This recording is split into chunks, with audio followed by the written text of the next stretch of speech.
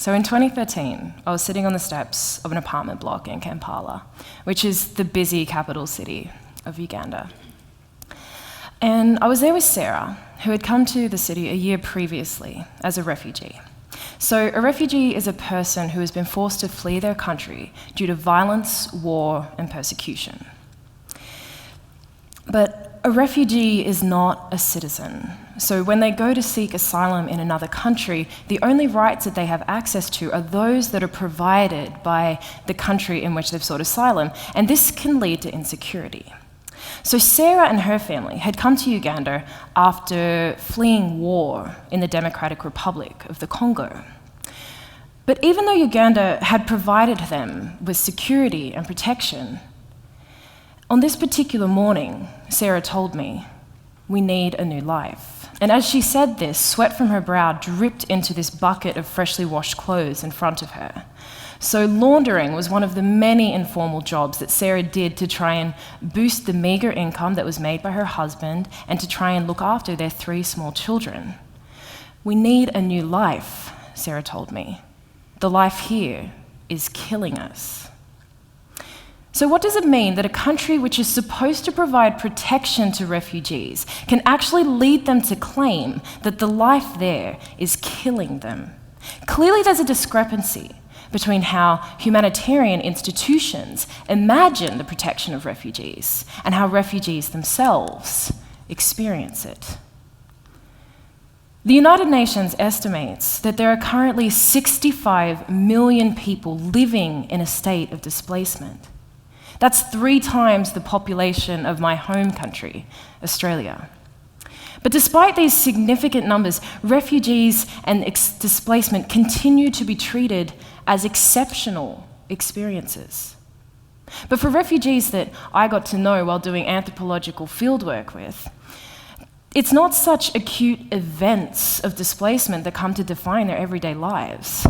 Rather, it's this sense of everyday precarity that is slowly killing them, as Sarah claims. So precarity is a term that it's used to describe a state of precarious existence in which everyday life is characterized by instability of work, housing, and family life. But such precarity is not exclusive to the lives of refugees. This kind of precarity has increasingly come to characterize people's lives everywhere. What this means is that displacement is not an exceptional experience. So in order to make such a claim, we need to understand the kind of lives that refugees lead. So like Sarah, a vast majority, an overwhelming majority of refugees live in a country of asylum. So this is a country that has provided them with temporary protection, but which does not allow them to permanently settle. In those situations, refugees may be unable to access employment rights, education, even the choice of where to live, and this stifles social mobility. But many refugees spend lengthy periods of time in those situations, sometimes years, even decades. Some simply do not have a home to return to at all. So, how to resolve such situations? The contemporary approach, or the conventional approach, has been to place refugees into camps where they can be better provided with humanitarian aid. But of course, doing that inserts refugees into this hierarchical relationship of power with humanitarian institutions who they can come to depend upon.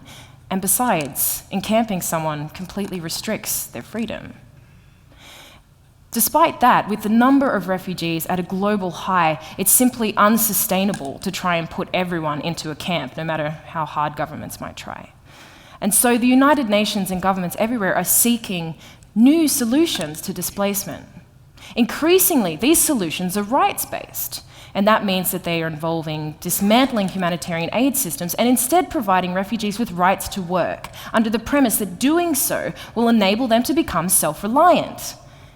Effectively, self-reliance is the alternative to humanitarian aid. But just because something is an alternative to a broken system does not mean that it is inherently benevolent in intention and effect. These rights-based solutions are similarly steeped in power relationships. So, the problem with rights-based solutions is that they assume that displacement is a politico-legal condition of being unable to access the rights of citizens, which implies that simply reinserting a refugee back into a situation where they can claim civic rights will simply resolve their displacement. But this leads to a more fundamentally flawed assumption, that citizenship and security are analogous. So, citizenship no longer confers and enforces inalienable rights, if indeed it ever really did. So, from austerity measures in Europe to the dismantling of the welfare state pretty much everywhere, we're currently witnessing the erosion of what it means to claim and experience the benefits of citizenship. The state is no longer a stable basis of security. That responsibility is now untethered. So, if citizenship no longer gives security, then does providing refugees with civic rights actually resolve their displacement? Let us return to Uganda.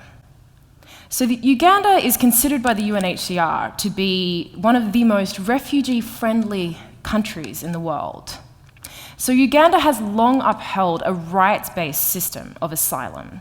So this means that refugees in Uganda are supposed to become self-reliant through either subsistence agriculture, legal employment, or becoming business entrepreneurs. And this is supposed to be empowering for refugees.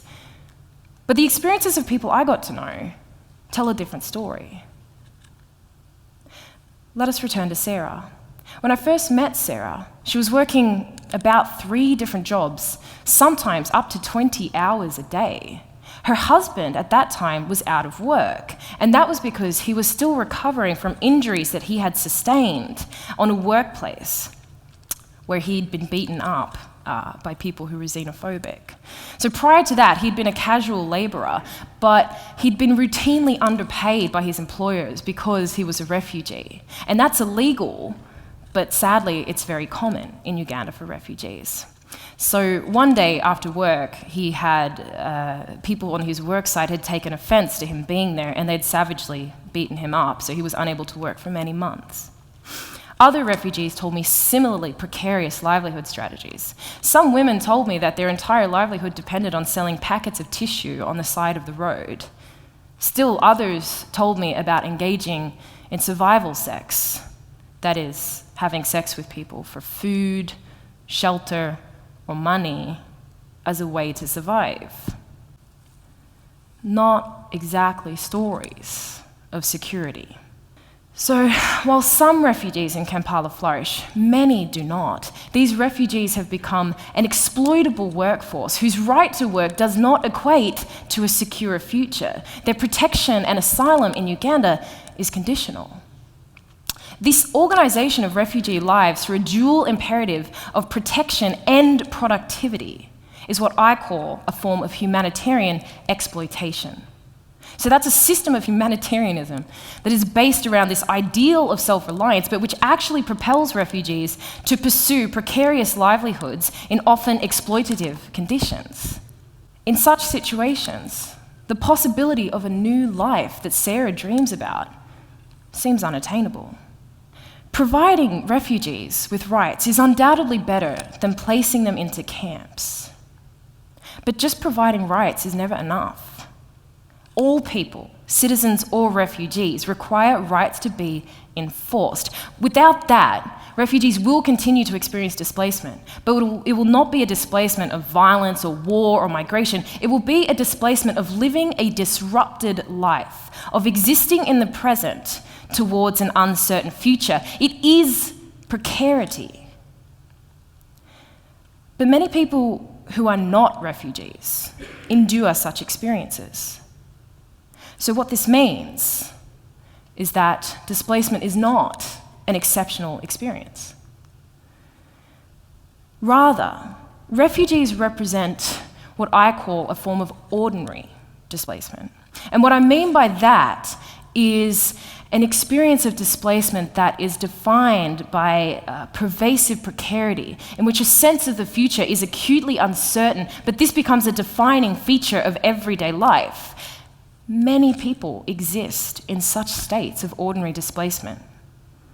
from people who are caught up in the increasingly casualized and informal workforce, to people who have become homeless, to people on a minimum but not a living wage. That is, people whose very lives and survival has come to depend on being exploitable. This crisis of refugees is not a singularly humanitarian problem. Exploring this blurred and ambivalent line between humanitarianism and exploitation, between exclusion and integration, custody and care, collapses the dichotomy between refugee and citizen. It demands that we think about how forces of precarity shape shared experiences and impact on our shared humanity. By de-exceptionalizing displacement, we can begin to understand how forces of precarity connect us globally. Only then can this idea of a new life of security and stability that Sarah and so many people dream of move from being a dream to reality.